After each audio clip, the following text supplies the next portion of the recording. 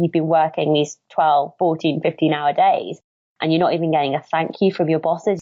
I'm giving you my soul here. I'm so loyal. Yeah. And I think it just built up to this point where I remember I was looking out on like the 15th floor and I was just tired. I was ill. It was great. Like my whole life was great. Hey there, I'm Goli Kalkaran, and this is Lessons from a Quitter, where we believe that it's never too late to start over. No matter how much time or money you've spent getting to where you are, if ultimately you are not happy, then it's time to get out. If you're feeling stuck and you feel like there's gotta be more, there's gotta be a way to feel fulfilled and excited about what you do, then this is the podcast for you. Each week, I will sit down with an inspiring guest who quit their professional career in order to forge their own path and create a life that they love. I am so excited to have Sarah Williams on the show today. She is a true inspiration and a warrior. After working in finance for 8 years, Sarah quit her city job and spent 18 months traveling the world, climbing Mount Kilimanjaro, backpacking around South America, and working at a ski resort for a season. When she returned, she started Tough Girl Challenges, a blog, podcast, and tribe dedicated to motivating and inspiring women and girls. Through her Tough Girl podcast, Sarah interviews inspirational female explorers, adventurers, athletes, and everyday women who have overcome great challenges.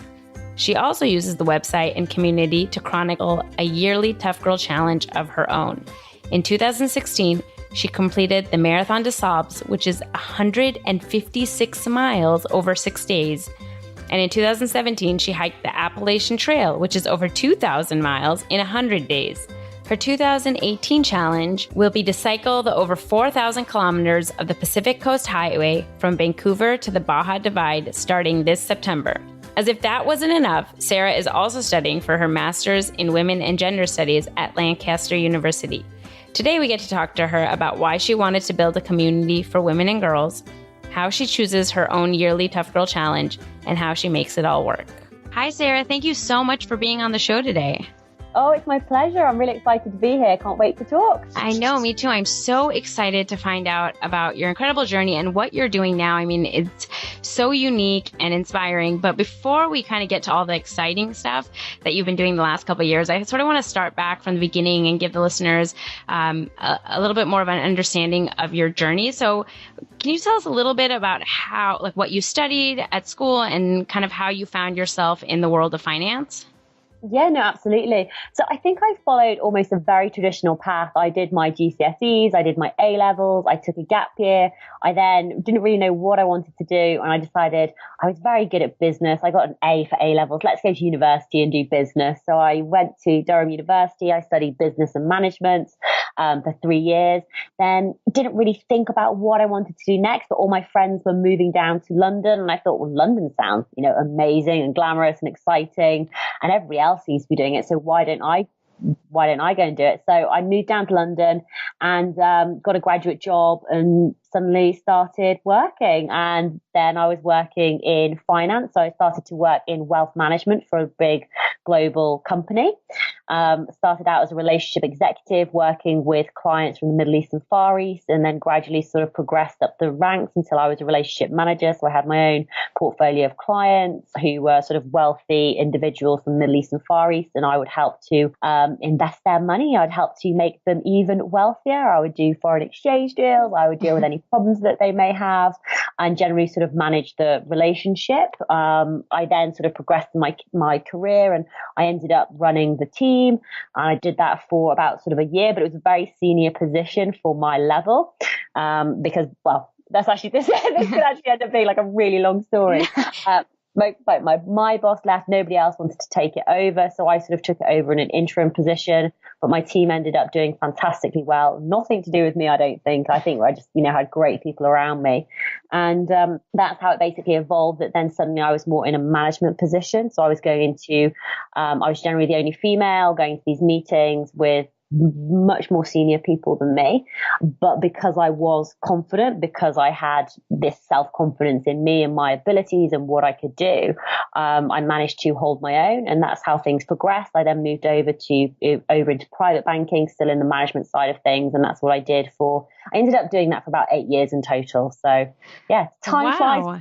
Yeah, right, exactly. Well, I mean, it seems like by all accounts, you were, quote unquote, a success in in the finance world. And you were doing sort of the path that is laid down.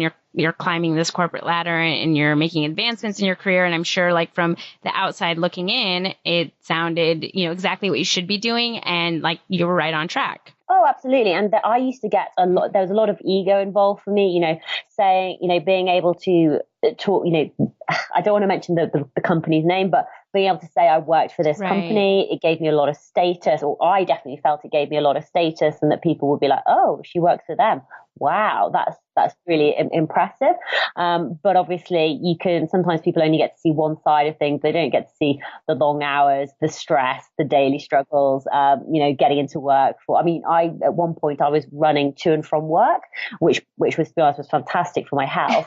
But it also meant that I could get into work for, 7:15. I'd be at my desk for like 20 to 8, have done, an hour and a bit's work before anybody else had sort of arrived. Then suddenly you're so much more productive. And I would always sort of be the last person there. Yeah. Then I'd run home, but then you come home and you're sort of exhausted, you'd sleep and then wake up and do it all again. But then things changed later on because I ended up moving over to Canary Wharf, and then suddenly I was commuting on the tube for 45 minutes over to Canary Wharf and not going outside. And and I think sometimes, the more senior you get, the more pressure there is, the more demands on your time and the types of decisions that you're having to make. So it's a very stressful environment. Yeah. Well, and I think it's very relatable for people that are kind of type A personalities or in these traditional roles. I think we don't realize how much ego plays a part in like what keeps you going, and especially when you're used to achieving things. I realize now, looking back at my own career, that like achievement sort of becomes like this drug. Like you don't even really know why you're achieving it, but it's just like, oh, I got to get to the next level, and then and you put a new goal in front of you and you keep moving, never really taking a step back to be like, is this like, do I want to get to this level? Is this going to make me happy or whatnot? But you just keep going for the next, award or the next promotion or whatnot. And until, one day you wake up and you sort of find yourself not happy. Yeah. And that was exactly it. I think having goals and knowing where I need to hit, knowing what I need to do to get to the next level, that works very well with how I manage my time. I'm definitely so much more productive when I have something to aim towards. And when I go for something, I go in 110% and give it my all. And that is my focus and that is my drive and that is what I'm going to make happen. So obviously in the banking industry, that's ideal because you go after those targets and you hit the targets that you need to hit. So was there a time that you within that 8 years, was it kind of like a slow progression that you kind of realized like, this isn't what I want to do and you were looking for an exit strategy, or was it like a moment when you were like, I can't do this anymore? Well, to be honest, I really used to love my job and love the people that I worked with, love what I was doing. And obviously I was being paid very well for it. And I did have this incredible lifestyle down in London. Mm. And I can't really pinpoint the time that it changed or why it sort of changed. And I don't know if that was because maybe that I changed as well, that I had to change my personality and who I was.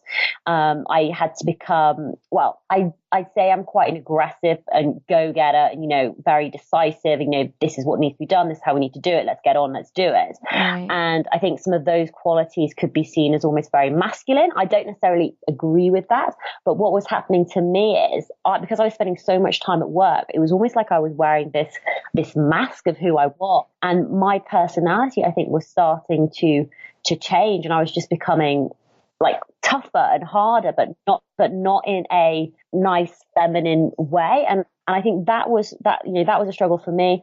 There were certain people as well who I was working with who I just didn't like. and it's difficult when you're in you are in these professional environments because you've got to be professional. You've got to get on with individuals. And I think it just gradually built and built and built. And sometimes it's the appreciation factor that, that you've been working these 12, 14, 15 hour days and you're not even getting a thank you from your bosses. I'm giving you my soul here. I'm so loyal. Yeah. And I think it just built up to this point where I remember I was looking out on like the 15th floor and I was just tired. I was ill. It was grey. Like my whole life was grey. I don't think it helped that I was looking out across Canary Wharf and it was raining, miserable. And I just thought, is this my life? And I'd been promoted like a couple of months before. And obviously, you know, once you get promoted and you hit your goal, you then got to start gearing up for the next level. Well, how do I reach it? What's the plan I need to put in place? What are the steps I need to do? How do I get from A to B? And it was at that point I just suddenly thought, well, hold on, do I want to be doing this for the next 20, 30 years? I'm, 32, 33 years old. Is this my life? Is this what my life is going to be like? And I think I realized that after a while that I'd spent more time planning my holidays than I did actually planning my life and what I wanted to be. And I'm a very positive person. I had this, I do like to have this like sunny outlook on life, but I was having to force myself more and more and more to get through the week, to get through the day. And then I just realized I was just miserable and unhappy and this was just not me, and something had to change. But I was in a very fortunate position. I did have savings and I was able to basically leave my job and not have any, not really have any consequences from doing that, if that makes sense. Yeah. How long did it kind of take you before you took that leap to say, like, I want to quit this job? Yeah, I think it took a little bit of time. I think I wanted to be paid like my bonus. Right. Yeah. And that's fair. Yeah. And then it was like, okay, then let's go after that. So it did sort of just creep up, but I don't think I'd maybe realized how long ago the seed had been planted. And then, one thing just leads to the other. And I ended up, I had some like holidays. I had some holidays booked and I was going to be away for like 3 weeks and, for March. And then suddenly just like, hold on, do I actually even want to come back? Right. just how things worked out. It did just end up working out pretty well for both me and the company. And it was just like, let's just leave it. So when you were going to leave, did you have an idea of what you wanted to do? Not a clue. Just no idea. I just knew basically I needed a break. I needed to get away from work and life and just everything, but I didn't know what that was going to entail. And to be honest, it sounds very exciting and very glamorous to suddenly have all of this freedom and to have this choice to be able to go traveling and to go climb Kilimanjaro and spend time with my family in Australia, and meet friends and go to Ibiza and go skiing and do all these wonderful things. But after a couple of weeks, it's suddenly very much like, well, what are you going to do with your life? What's your purpose? And for me, the first couple of weeks were fantastic. But when I got into that transition period of suddenly, well, what are you going to do? That's when I really started to struggle because I didn't have a purpose. I didn't have like this clear plan or this vision of what I wanted to do. And to be honest, I felt really, really lost.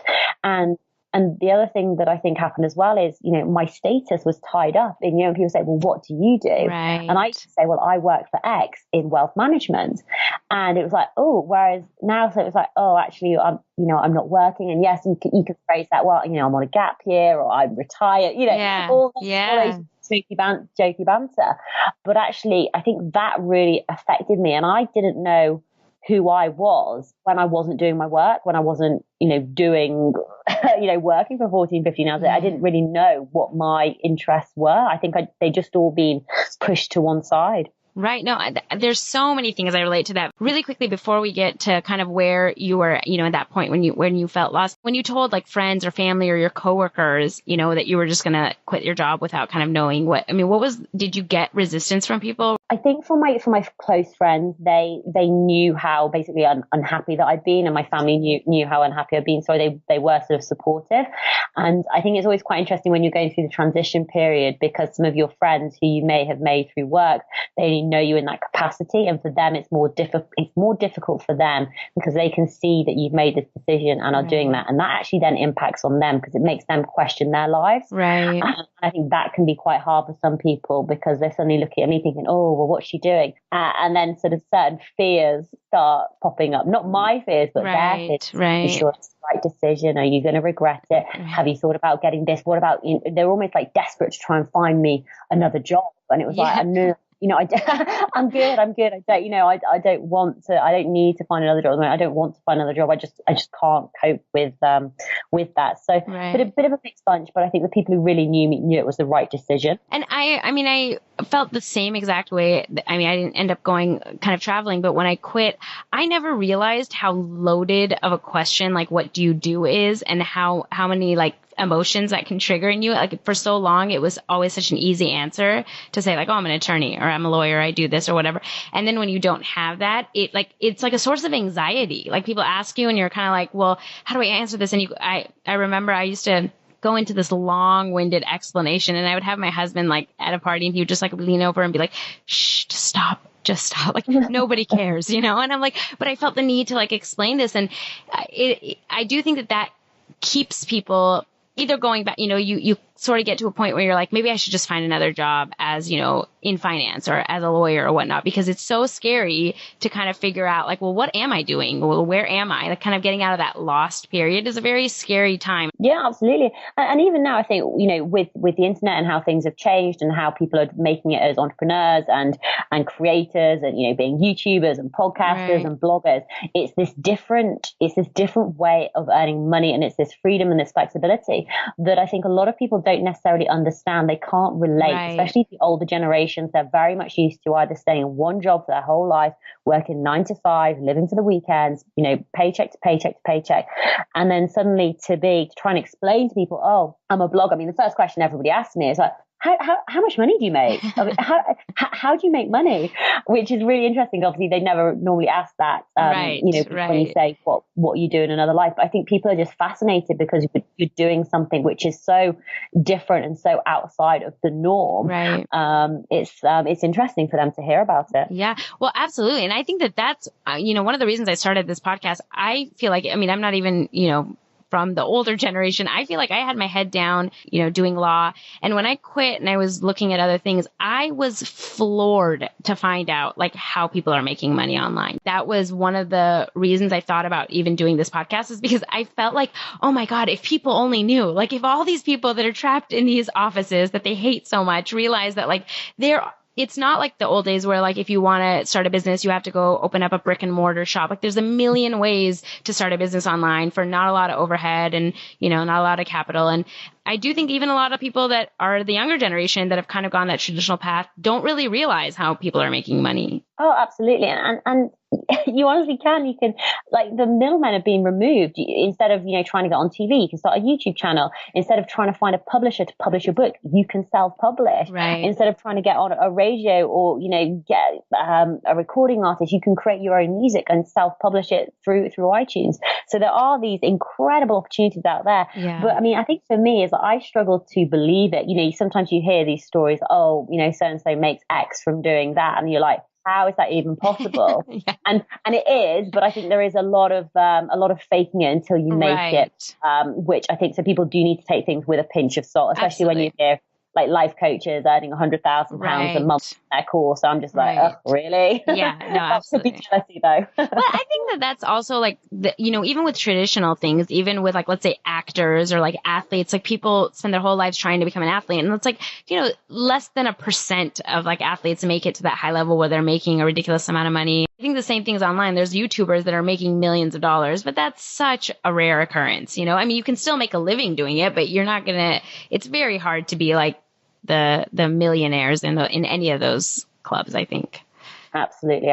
Okay, so you leave to go traveling. Was that like a planned trip, or you're just kind of going from one place to another, kind of figuring it out? Figuring it out as I went. I planned to do a ski season, so to have like 6 months, and I sorted that job out. And basically I was living in London, and I was just, because I didn't have any like responsibilities, I was just going out all the time. And then suddenly it's like, I'm just burning money. I need to go and do something. And I thought, South America, I've never been, I'd love to go. So I bought myself a ticket. I went with a friend to Peru. So she came out for like the first 2 weeks, and then she headed home. And then I bought my return flight from Rio. So I ended up having about 4 months just traveling around South America, which was incredible. And that's where I got some really good thinking time. I was traveling on these buses, on these 18-hour epic journeys, just looking out at the scenery and it, just the rhythm of the tires, the rhythm of the landscape going past, and really got to think, what do I like to do? What are my passions? What are my interests? And for me, that was, it was travel, it was adventure, it was challenging myself, but it was also very much linked into motivating, inspiring women and girls. I think I'd seen how fortunate I was from going traveling at such a young age. So, going on my gap year when I was 18, it gave me this huge amount of self-confidence when I did go into the workforce. And then I see other women who just didn't have that confidence. And it was so frustrating for me to see this.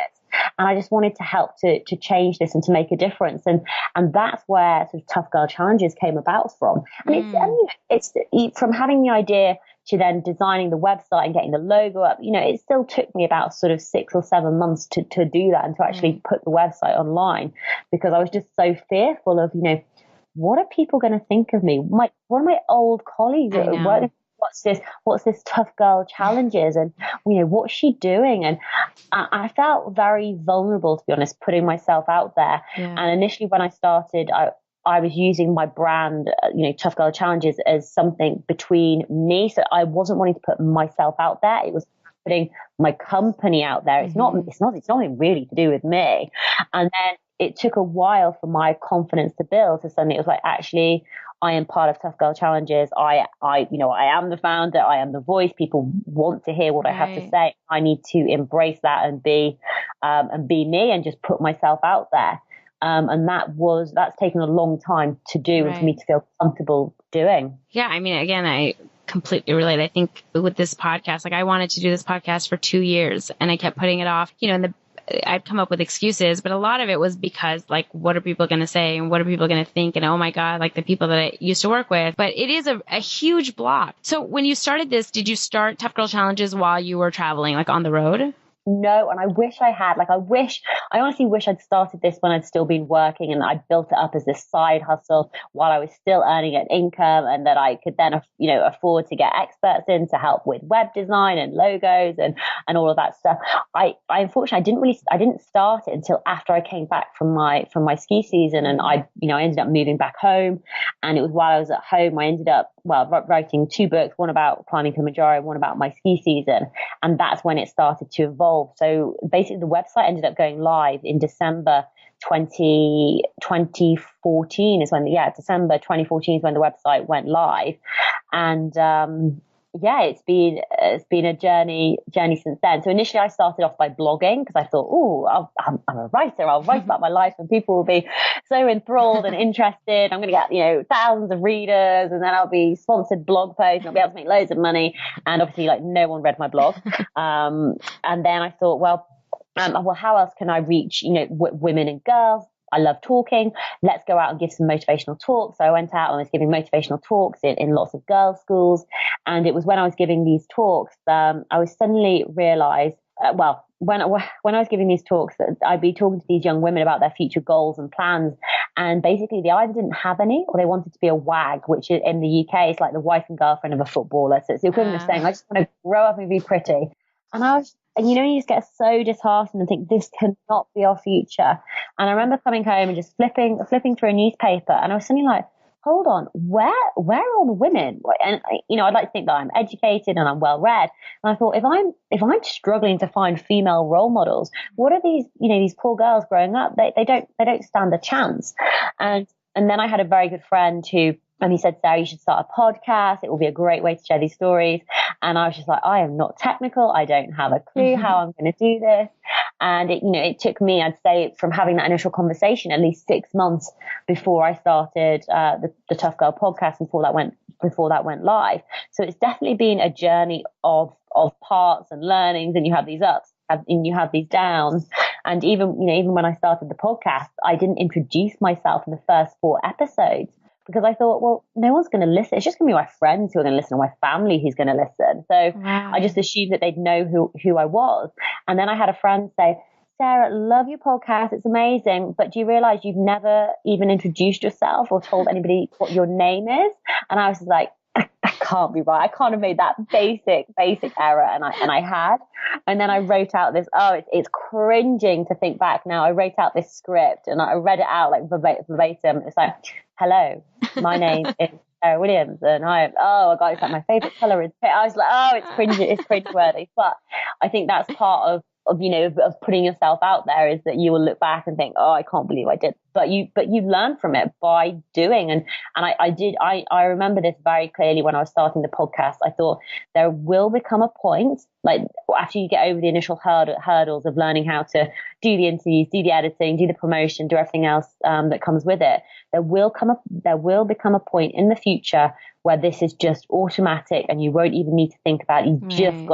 You just got to persevere through this tough stage at the start. I love that. And I think, that is the lesson, is that everything, you just got to put like one foot in front of the other, and you're never going to know where you're going to end up. You just have to go. You start with a blog and then you decide that a podcast would be better. And, it builds upon itself. Like if you wait until you have the entire plan ready and you're going to know, what the end game is, you would never be able to start. How would you know? Oh, exactly. Could not agree more. That's definitely what I've learned so far. I love that. And so really quickly, going back to your traveling, when you said like you went and you climbed Kilimanjaro, had you done anything like that before? I had done, at school, we did something called Duke of Edinburgh Award, which does involve sort of hiking. And then I had run marathons. So when I was working in finance, it was, I think, because I wasn't getting the satisfaction I needed from my job, I looked outside. So I ended up running the London Marathon 5 times. But I'd never done any sort of like mountaineering or big mountains, one of the 7 summits. So, and it was actually my sister. So my sister was turning 30 and she wrote this list of 30 things she wanted to do before she turned 30. And her number 1 was to go and climb Kilimanjaro. And so she just said, would you like to do it with me? And I was like, oh yeah, absolutely. And and then suddenly we booked it. A couple of months later, we were off climbing it. But I would say that I was a fit person in terms of like cardio fit, so like running and yoga, but I wasn't strong like I am now in terms of like weightlifting and be able to do pull-ups and all of that. So I'd say it's different types of fitness, and I'm definitely a lot fitter and stronger now than I was a number of years ago. What kind of guests do you typically have on your podcast? All sorts. So I have runners, triathletes, swimmers, mountaineers, expedition leaders, explorers, adventurers, sailors.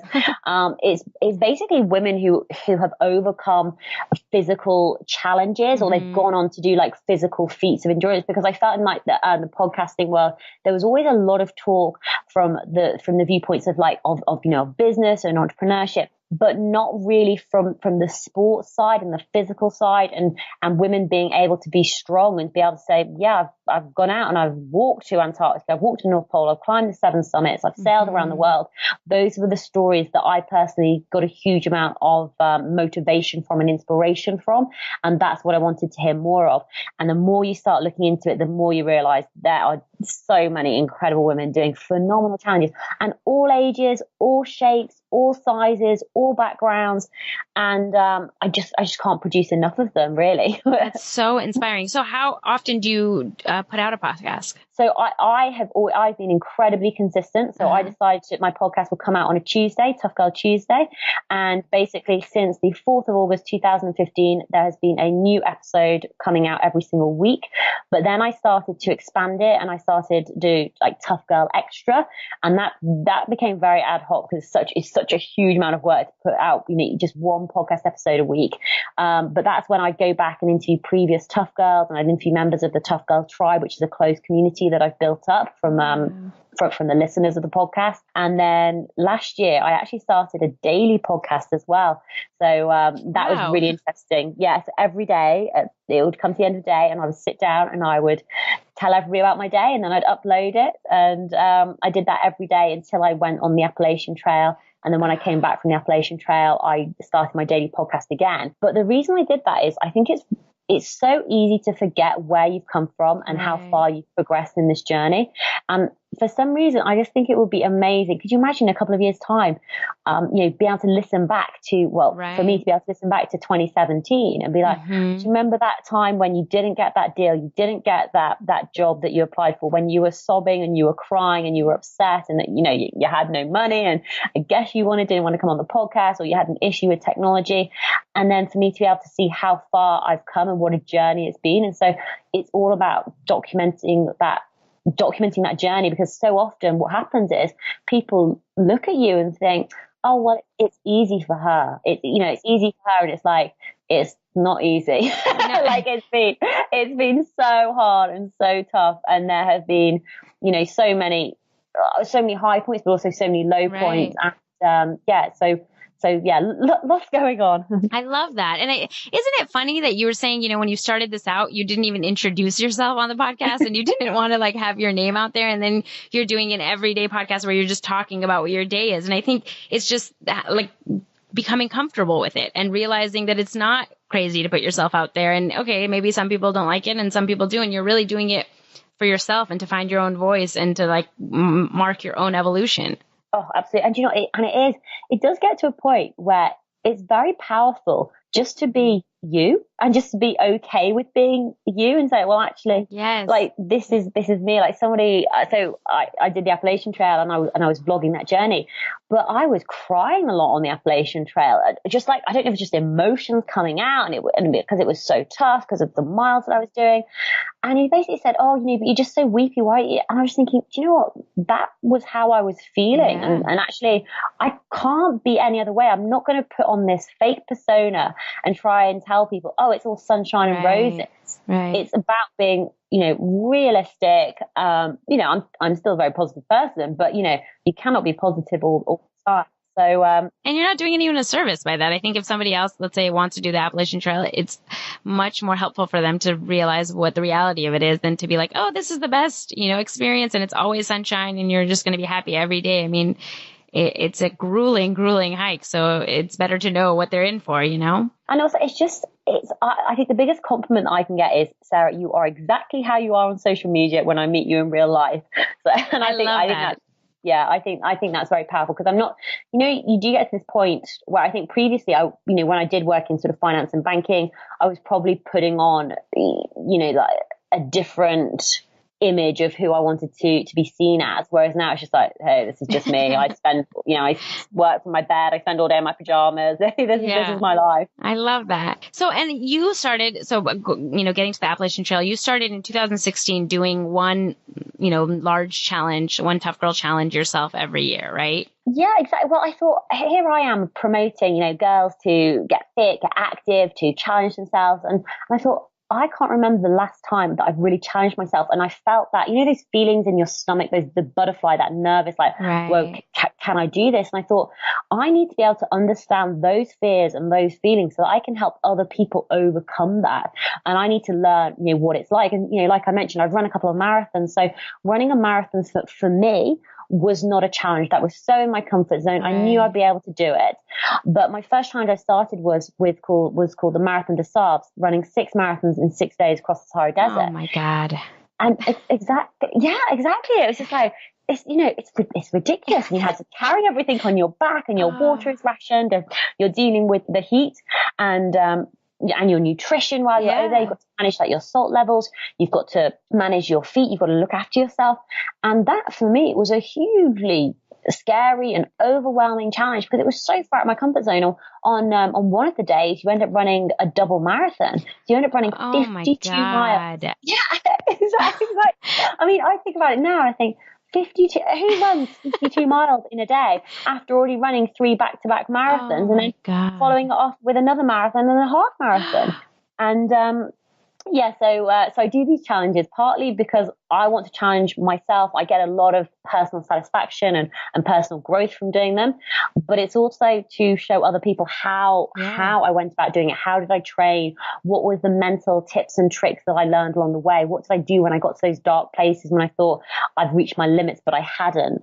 And so that then I can share that with other people and hopefully inspire them to think, not necessarily to go and run, Marathon des Sables, but they might think, okay, well, maybe I can go and join the local park run, or maybe I can sign up for that 10K race, or I'll go and get a book in a swimming lesson. If Sarah can do that, then maybe I can do that. Yeah, no, I mean, that is incredible. Like for somebody that a marathon sounds crazy, running 6 marathons in 6 days, I literally can't wrap my head around that. Oh, yeah. And you did that, and then you followed that up with hiking the entire Appalachian Trail. Was that over 2,000 miles in 100 days? Yeah. Oh my goodness. But I think the reason that came about was that I trained for maybe about 18 months for Marathon des Sables. And, I'd done this strength training and I was lifting heavy weights. My body fat was down to 14%. I was lifting, 100 kilogram deadlifts. I then went on to endurance training. I was running 5 times a week. I was doing these big miles. And after 18 months of training, I went out to Morocco, went out to the desert. And suddenly it was over. I got the medal around my neck and I'd done it. And I was like, whoa, it's such a huge time and effort. So I thought with the next challenge, I wanted something longer, something that would test me that way sort of on a daily basis. And the Appalachian Trail, most people walk the Appalachian Trail over 5.5, 6 months because it is, it's 2,190 miles. It starts at Springer Mountain, Georgia, travels through 14 states up to Mount Katahdin in Maine. It's the equivalent of going up and down Everest 16 times in terms of like elevation gain. And I just thought I can't take off 5.5, 6 months to do this. I do have a business to run. And I'd heard about a guy who did it the year before called Bigfoot, who'd done it in 100 days. And I was, a seed gets planted and it's not necessarily a good seed. I was like, well, if he can do it in 100 days, why can't I? And I think sometimes you can be very naive about certain challenges, and I was definitely quite naive. But it was, incredible experience. That's amazing. And then so now you just released your 2018 challenges too, right, on your website? Yes. So I've been thinking about this for a while. I sometimes when you finish like a challenge, it can take quite a while for your for your body and your mind and everything else to sort of get back to normality. And I knew I wanted to do another big challenge. I just didn't know what it was going to be. And it's amazing how things evolved. And I didn't want to do another long distance walk, but I did want to travel sort of a big distance. And I'd heard about the Pacific Coast Highway and I just thought it was so beautiful. And I live by the coast in England. I love the coast and I love the scenery. And I thought, well, that would be amazing. But to cycle the Pacific Coast Highway, that only sort of takes about 45 days. And I thought that's just not long enough for me. And then I had a very good friend. I know it sounds ridiculous, but I had another friend who I was chatting to who said, have you heard of the Baja Divide? And I was like, no, what's this? And just below California, you've got Mexico. There's this bit which sticks out and called like the Baja or the California Peninsula.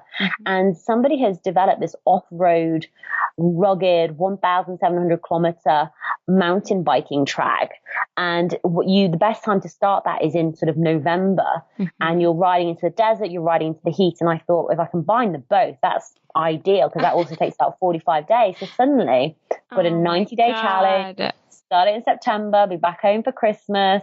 Never been on a bike before. Oh my God. Yeah. And it's really exciting, but now I've started to look into it in more detail and it's quite overwhelming as well. But these are the feelings, like I said before, that I need to feel because I need to step outside my comfort zone. I need to go something different because I could go off and walk another long trail, but I've done that. I know what it's like. I know I'll be able to do it. Whereas cycling on a bike, there's these huge distances, there's just different variables. And so, yeah, I'm very nervous about it, but I'm excited to be able to share the journey and to show people that I'm doing this from a standing start. I've got 3 months to get ready while preloading podcast content, while running the business. And I'm doing my master's as well. So of course you are, because you don't have enough going on. Exactly. So I think sometimes it's nice just to show people, well, how is she doing it? How is she balancing it? What's she doing? What are her tips and tricks? How is she making this work? And that's what I really want to share with people. Absolutely. I mean, that is incredible. And I think just by doing it, it's an inspiration. Like you said, I mean, when you hear one other guy did it in 100 days, you think, oh, I can do it. And I think just by doing it, other women can look and say, well, she did it. Well, why can't I? If that's something that they're into. And I think, it is mind blowing. It's something that I literally can't wrap my head around, but it sounds incredible. And I can't wait to follow along on this journey and kind of see what you're doing. And what's really interesting is you're going to be coming right by me. I'm actually in Orange County, California, right by the coast. So if you have any plans around Southern California, I would love to cheer you on or actually get to meet you face to face. So hopefully I can make that happen. That would be amazing. I think this is what I'm really excited about is being able to, to meet up with people who I've chatted with on Skype or I've connected with through the Tough Girl Tribe or the community. And absolutely. That would be amazing. Yeah. Could you imagine, we'll meet up face to face and do like some Instagrams and have a nice meal. Yeah, that would be Definitely. amazing. I know this is, and I've heard a lot about this. A lot of people say that the power of like podcasting, why they love podcasting, is all the people they meet and then they end up like meeting up in different countries and whatnot. And, I'm just starting into this. And then when I saw your challenge, I was like, oh my God, she's going to be passing me. I got to figure out how I can meet her. Definitely. I'm like, actually, I want to come and stay. Yes. No, you're more than welcome to. I don't want to get in the way of your 90 days, but I have a guest room with your name on it. So if you'd love to, you're more than welcome to open invitation to my house. Perfect. Oh my God, it's amazing. Your name is going down on my list, my accommodation list. Oh, I love so this. much fun. This is wonderful. Okay, so you're doing this for 3 months, and then you said you're also getting your master's. So what are you getting your master's in? So I started to realize that I'm starting to build this this platform, and I've got a voice, especially around female role models in the adventuring and sporting world, and doing what I do. I'm very passionate about sort of gender equality and empowering women, and because I do have this platform, I want to be able to use this platform for real good and to help with change. But I was very, very conscious that I didn't know enough about what is happening in our world at the moment when it comes to gender inequality. And I felt as though I needed to learn, take some time out to really educate myself, to learn more about it, so that actually I can use that knowledge in the best way to help change things. So I wanted to go back to university to study for, in women and gender studies. I've done all of my modules. I'm now doing the final one, which is my dissertation, and I'm writing about women, adventure, and fear, because I think how women perceive fear or going on adventures very differently to men, for example, in terms of, even when women don't probably even realize that they do this when they go out on streets or when they're walking from their car to their home, that they're probably scanning the environment. Is it safe? Where do I camp? Where do I go on holiday? Which bar do I go into? Am I watching my drink? And taking all these precautions all the time.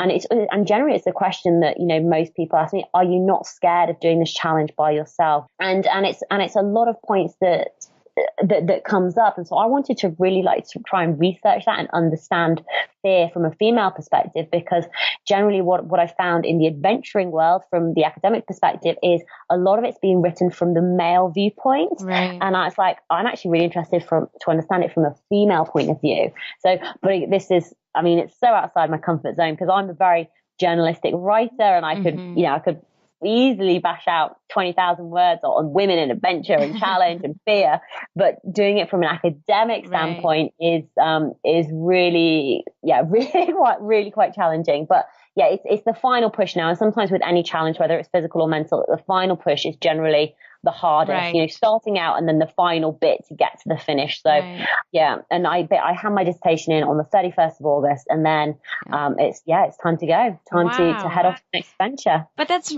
so responsible to say like, hey, I want to make sure that I'm using this platform that I have, and I want to understand the women, what the people I'm talking to, and make sure I'm doing it in the best way, is incredible of you. Oh, thank you. Yeah, it's been really interesting. It's been a really tough, tough couple of months. Doing what I'm doing. Well, I'm always looking forward to the cycle, because then it's like, oh, I can have a bit of a holiday. So I'm going to wrap it up quickly, but I don't want to be like those people that ask you how much you make, but I do want to know, are you solely now just doing kind of the blog and the podcast? That's your business. Like, you make your income from Tough Girl Challenges, or do you do other like freelancing work on the side, speaking gigs, things like that? Yeah, I was going to say, I want to be really transparent with people. So I moved back in with my parents. So I live with my parents, and they don't charge me rent. I don't pay for food or fuel or anything like that. And that's how I've been able to build up my business. But how I'm actually making my income is I've written 3 books. So I make money from Amazon. It's not a huge amount each month, but it does pay for like my gym membership. I do motivational speaking. So I do get paid to speak, mainly at schools, to be honest. I do coaching as well. So I coach like individual clients. I do so many things to make money. But one of actually my biggest things that has really worked incredibly well for me is a website called Patreon. I don't know if you've heard of it. I have recently heard of it. That honestly has been life-changing for me, because I was actually going into debt every single month putting out podcast episodes, because you've got to pay for the website host, the website hosting and for the podcast and for your own website, and the other fees for doing it. And so I started with Patreon, and what that is for people who are listening is you have your listeners contribute a financial sum every single month, and that could be $2, $5, $10 a month. And when I started, I got 2 patrons, and it was paying like $9 a month, but that actually paid for like Orphonic, to make my sound quality better. And then suddenly it grew, and then suddenly it was 15, then it was 20, then it was $100 a month, which you may think that's not a lot of money. But for me, having this regular source of income, and now it's up to $700 a month now, which is absolutely amazing, because it means that I'm not going into debt anymore. And I am making money from the podcast and what I'm doing. However, it's not enough money for me to say move out of where I'm living, move out of home to pay for rent and bills and food and accommodation. But that is enough money for me to go traveling, because it's so much cheaper to travel than it is to stay in like a permanent place with all the bills that are incurred that way. So it's not, it's still growing. I've got like 200 patrons at the moment. Ideally, I need to reach about 300 by September to make my trip sort of viable, or to give me more options of staying in youth hostels, etc., while I'm traveling, instead of maybe camping every single night. But it is manageable for me when I'm doing it. But I mean, money is something that I do actually want to talk about, because I think there are a lot of female adventurers or female like entrepreneurs who aren't necessarily being fully transparent with how they make the money, or if they are even making money from doing what they do. And there's a lot of like faking it till you make it. And for me, what became I wrote this blog post back in December 2016, basically saying, how do I afford to blog and podcast? And I had to tell people, I had to say, guys, I'm 36 years old. I live at home with my parents. I don't contribute at all. I have a Saturday job working, washing dishes and doing waitressing. I also do interviews from America. I do all of this other stuff to be able to afford to put out this content, which is all free. But I'm so passionate about what I do. I believe in what I do so much that, I did do it for almost 3 years without making any income and going into debt for it. But 2016 was a turning point. 2017 was a turning point, and 2018 even more so. And so as long as that continues to grow, then I can continue to keep putting out all of the content. But that's not to say, I don't have down days. I remember even just a couple of months ago, I was thinking, I'm working so hard on this, and I do love what I do, but life would just be so much easier if I went back to a very well paid job, and I could be working 9 to 9 again, and earning money, and I could afford to move out of home, and afford to say yes when my friends invite me out for dinner, or I get invited to weddings, or hen dos, instead of having to say, no, I'm sorry, I can't afford it. Right. And I just thought, I just don't want to do it. So I'm just so much happier doing what I'm doing. And it's not all about the money, but equally I do need to be able to make enough money to actually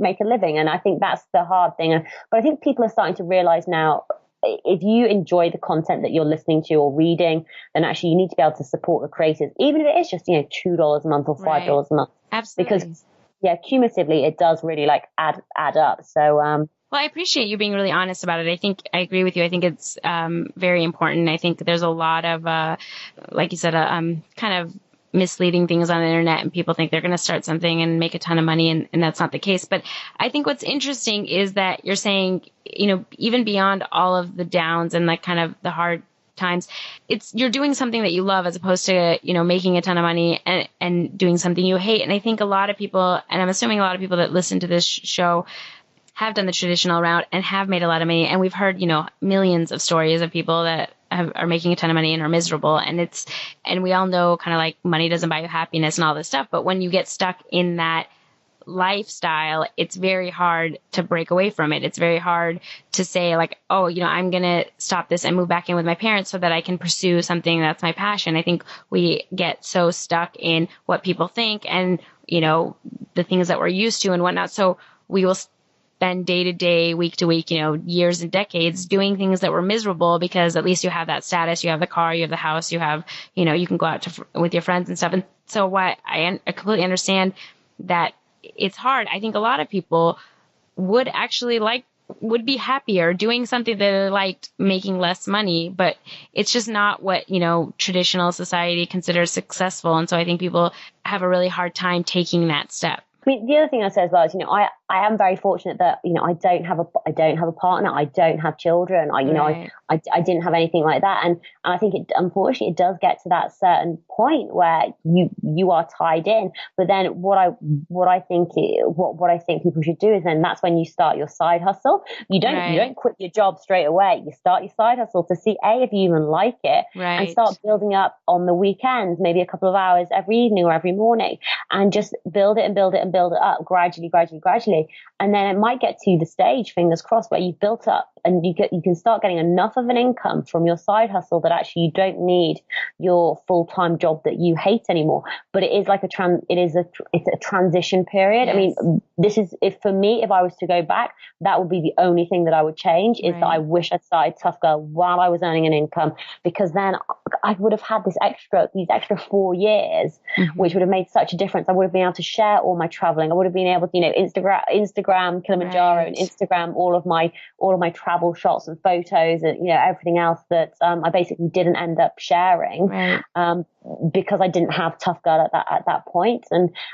So there's always a way of doing it. It's just that it's thinking things through. It's about having a plan and not being reckless, basically. Yeah, no, and that's great advice. I think that's wonderful advice. And I think a lot of people, especially when they don't even, I think when you were saying, when you were starting this out, you didn't even really know what it was going to be. And I think a lot of people don't know what they're going to do next. So if you start something on the side and let it kind of grow organically, you can sort of see where it's going and then get to a point where, you've built it up a little bit before you actually quit. So you have more of a direction. Because I felt the same way when I quit. I felt lost for so long, and that was a really hard thing to go through because I had no idea what I wanted to do. And so it's sort of nice. I wish I'd started thinking about things when I was still practicing. So this has been wonderful. Thank you so much. Why don't you tell people where they can follow along on these adventures and get more of your content? Oh, absolutely. Please do go check out toughgirlchallenges.com. And on the website, there are links to all of my social media, my books, my challenges. Plus, there's over 160 women on there who I've interviewed and shared their stories. So on the blog is all their show notes, links to their books. So it's just this incredible resource, and that's toughgirlchallenges.com. Wonderful. Thank you so much, Sarah. I can't wait to meet you in Orange County. Oh, it's going to be awesome. Thank you so much for having me on. Thank you so much for listening. I can't tell you how much it means to me. If you liked the podcast, please rate and review us on iTunes. It'll help other people find the show. If you want to connect or reach out, follow along on Instagram and Facebook at Lessons from a Quitter, and on Twitter at Quitter Podcast. I would love to hear from you guys, and I'll see you on the next episode.